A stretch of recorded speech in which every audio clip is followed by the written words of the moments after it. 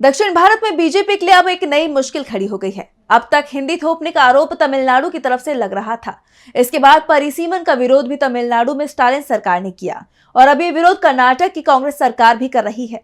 कर्नाटक के उप मुख्यमंत्री डीके शिवकुमार ने परिसीमन को लेकर बीजेपी पर बड़ा आरोप लगाया है। देखिए रिपोर्ट।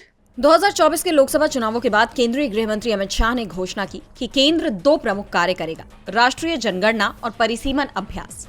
हालांकि 2025 का तीसरा महीना शुरू हो चुका है और अब तक जनगणना का कुछ अता पता नहीं है। वहीं परिसीमन को लेकर दक्षिण भारत में विरोध शुरू हो चुका है। पहले तमिलनाडु के सीएम स्टालिन ने इसका विरोध किया। स्टालिन 5 मार्च को इस मामले में सर्वदलीय बैठक बुला रहे हैं। उन्होंने कहा कि 2026 में होने वाला यह अभ्यास दक्षिणी राज्यों पर एक खतरे की तरह मंडरा रहा है। वहीं अब कर्नाटक से भी कांग्रेस ने विरोध दर्ज कराया है। डीके शिवकुमार ने कहा कि बीजेपी दक्षिण की सीटों को कम करने की तैयारी में है और हम इसका विरोध करेंगे। Congress party is opposed to this delimitation. We don't agree. They want to reduce our seats in the south, so we are not happy with whatever they are doing. So we will fight at the entire election commission, will fight in the court of law, will fight with the people, and what they are doing is not right.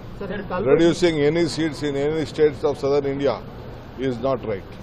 बता दें कि परिसीमन से जनसंख्या के आधार पर संसदीय सीटों का स्वरूप बदलने की तैयारी है।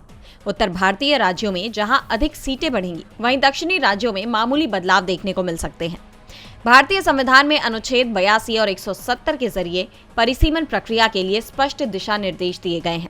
अनुच्छेद 82 के तहत प्रत्येक राष्ट्रीय जनगणना के बाद संसद को लोकसभा निर्वाचन क्षेत्रों की सीमाओं और संख्या को पुनः परिभाषित करने के लिए परिसीमन अधिनियम पारित करना होगा।